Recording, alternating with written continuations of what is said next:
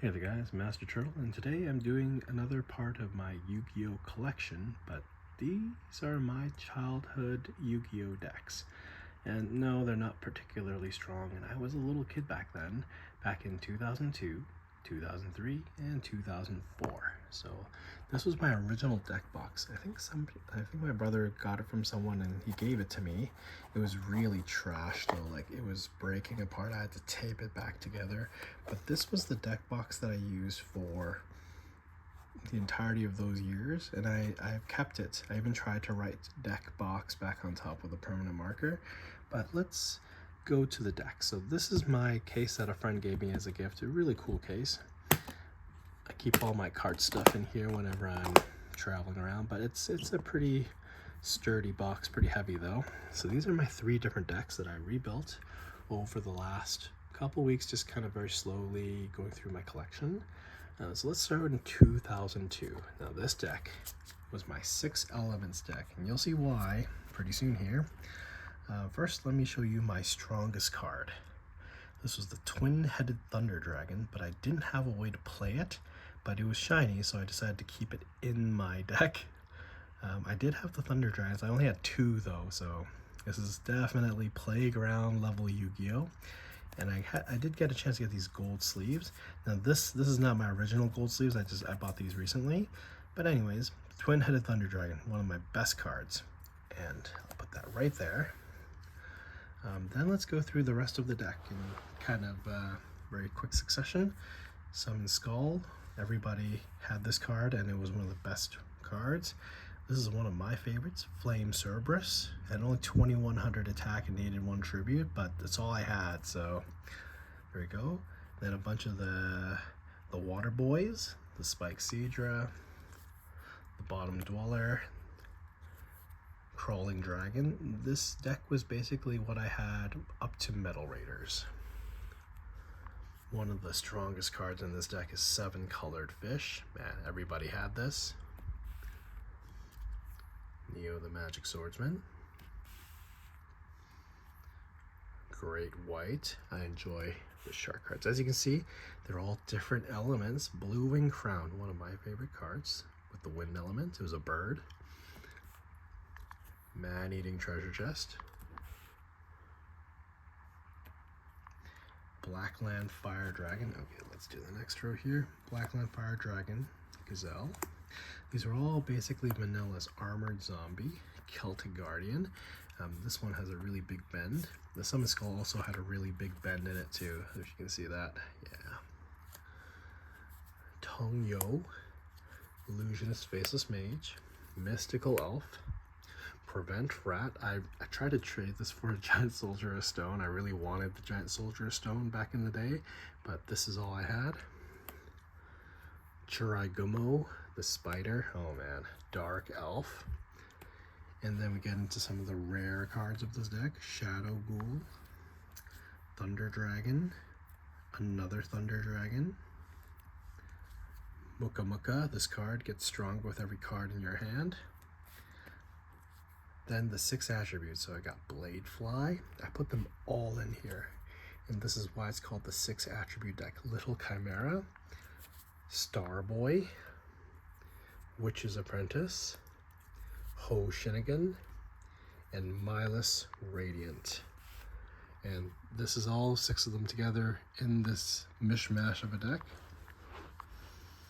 Finally, Witch of the Black Forest, Sangin, Dream Clown, Crass Clown, Castle of Dark Illusions, Cocoon of Evolution, Tribute to the Doomed, Shield and Sword, Tremendous Fire, Block Attack, Cheerful Coffin, Fissure, Dispel, Paralyzing Potion, Share the Pain, Trap Hole, Castle Walls, Reverse Trap, and Dragon Capture Jar for those pesky dragons. This was basically my first deck where I played with my brother, and we just did random duels. Those were good times, and I can't deny how nostalgic I am, even though these cards are really not that good. And obviously this deck could have be built a lot better, but because I was a kid, I really wanted to have all of the attribute boosters in here. I felt like, you know, they all belong together, but they all conflict with each other too. And that's what childhood is like. Things conflict. It's never that clear about how things are supposed to go. And that's why I put all six of them. I could have committed to one, but I chose not to. I just wanted to play them all. That's what being a kid was. I didn't want to do an optimal strategy. I wanted to do the strategy that I wanted to do. Okay. And then, of course, I will talk about some of the other cards, the other decks that I had during this time too, because they came out with starter decks. I'm not going to show them because I'm pretty sure a lot of people watching this.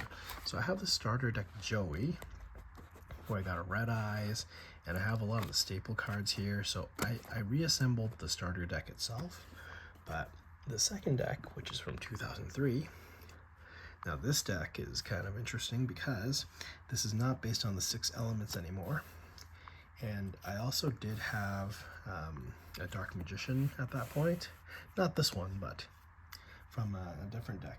It was the starter deck Yugioh Evolution, but this is supposed to represent the deck at the time. And we had, this basically goes up to Dark Crisis.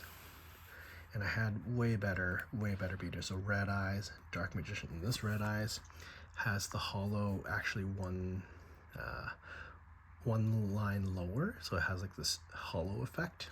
Really cool. I had way stronger cards here, like Yugioh, Opticlops, Harpy's Brother, Warrior Digrapher, Dark Fire Soldier, Dragon Dwelling in the Cave. And to be fair, I used to play the 6 attribute deck wrong. I did boosts every turn, which doesn't make any sense.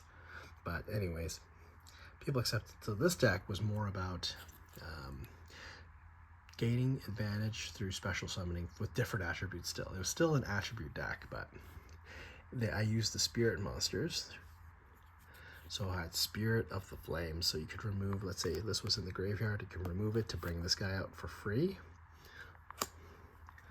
Garuda, I played all of them. Aqua Spirit, the Rock Spirit, Soul of Purity and Light. Also had Gearfried at the time. Oh man, Gearfried. This one had a big bend in it too. Yikes. Kelbeck, Giant Rat, Wall of Illusion, Man-Eater Bug, Gravekeeper's Guard. Like, I played really defensively now. So yes, I had a bunch of beaters, I had a bunch of spirits to gain advantage, and I had a bunch of cards I could bounce cards away. And then Pixie Knight, Jowls of Dark Demise, Karibo, Royal Keeper, Time Wizard, Royal Magical Library, Iron Blacksmith Kotetsu, Princess of Tsurugi, Amazon as Paladin, the Unfriendly Amazon, and this is what I had more of the staple cards here. So Monster Reborn, Change of Heart, Dark Hole, Scapegoat. Swords are really light, looking a little rough. Malevolent Nuzzler, Gravity Axe, Fusion Sword, Murasami Blade, Card Destruction Fissure, Different Dimension Capsule. Then I have Pyramid Energy, Tribute Doll, Mask of Restrict. So I use this to block people from playing stronger monsters, and then I try to use the spirit monsters to either change their positions or gain advantage. Spellbinding Circle, Wabaku, Hidden Book of Spells. This card was really cool looking. Rivalry of the Warlords. This would make sure that there's only one type of monster, so then that would prevent them from playing more monsters. Magic Jammer. And then finally Skull Lair. This was, once I had a lot of monsters in the graveyard, I could remove threats. So this is a pretty good approximation of my deck at that time. I definitely had a better strategy, but it wasn't very cohesive. It was just basically hit and try and gain some sort of advantage. And there's a little bit of control in here. I don't know, with this deck I felt like because most of the cards that I had pulled that are super, I only have one copy of them still, so this deck isn't I played all of these cards before, but this wasn't the exact list that I had. It's basically what the leftovers But anyways, I enjoyed putting this one back together because it kind of showed me that I had an idea of what strategy was. And oh, this card, I gotta talk about this card a little bit. As you can see, I had traded it away. I can't remember for what, but I got a trade back, but then the person returned, he was pretty angry at me. So he like took a pen and just like jabbed this card. So you can see all these marks here. I'll always keep this one. This card is one of the coolest mask cards ever. But unfortunately, you know, when you're a kid, there's no trade backs, but I somehow got it back and I convinced them. Yeah, those were the days. And then as time kind of passed by, my deck changed significantly. So this is my final deck, and these are my original sleeves, the original gold sleeves that I used. So here we go, my rarest card, Charcoal Impachi. This is a first edition. It's one of those ultimate rares. I think this card's worth like $120 now. I don't know why, but it's definitely really burnt stick of charcoal. So rarest card is this charcoal. It doesn't have any attack. And this is one of my favorite cards, the Beast of Talwar. Yikes, look at him. Obviously Summon Skull is better, but this card just looked so awesome to me. I got a shiny Summon Skull at some point, and well, sorry, this one is actually also pretty bent, but here we go. Gemini Elf. Oh man, this is one of the strongest Earth type monsters. Blazing Impachi. I enjoy it. You see, it was on fire and then it became charcoal. One of my craziest pulls, Manticore of Darkness. I really like the beast type, so I considered making a deck out of this. And again, this is just a mishmash of stuff.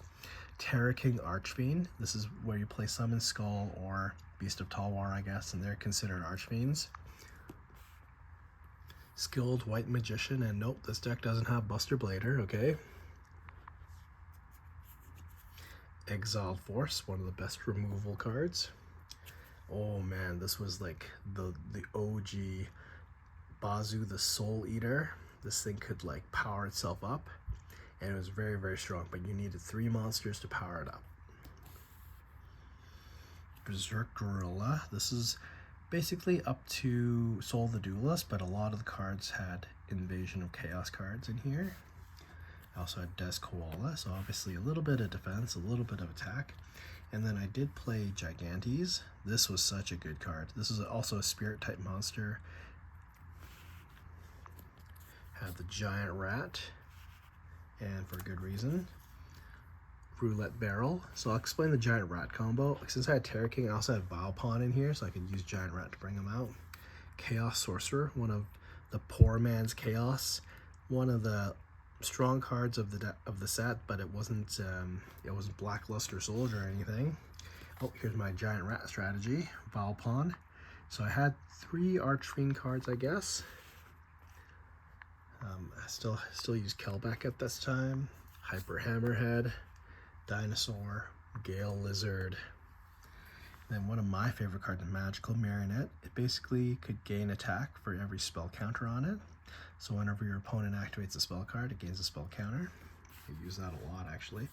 Zombira the Dark, Magical Merchant, Royal Magical Library,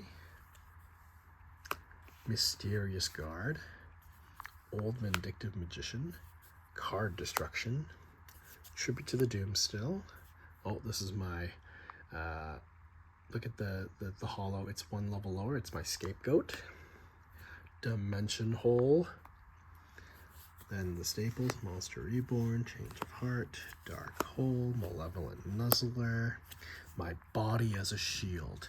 So you can probably see that this card just has some really cool. I didn't have Marauding Captain, my brother did, but man, this card is so cool. Smashing Ground. I realized that this is supposed to be the Manticore of Darkness, I guess. Yeah. Monster Gate. Oh, and then one of my rarest cards at the time was Imperial Order. This thing could stop all spell cards, but you have to pay 700 life points. It's like paying taxes here. Ring of Destruction, Reckless Greed,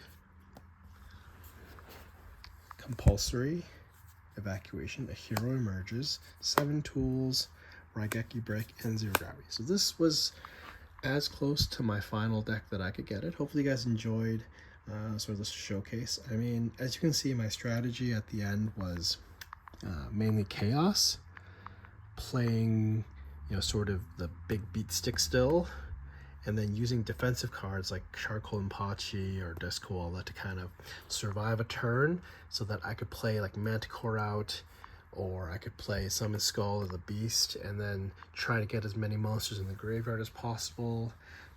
Try and use spell counters to gain advantages like drawing cards or gaining attack.